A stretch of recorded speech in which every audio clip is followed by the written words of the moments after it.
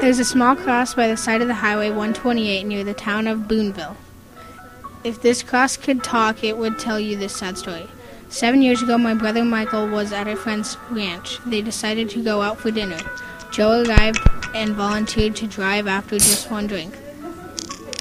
Lightheartedly, the four friends traveled the winding road. They didn't know where it would end. Nobody did. Suddenly, they swerved into the opposite lane, colliding with an oncoming car. Back home, we were watching E.T. on video in front of a warm fire.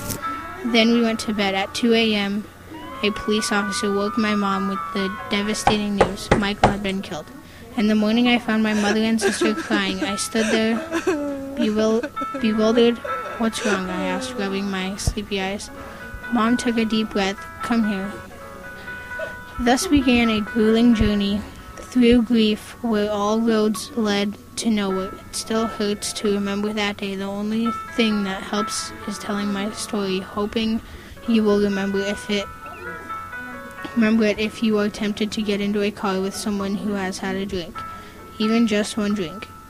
Joe chose the road to nowhere. He was convicted of manslaughter and served time.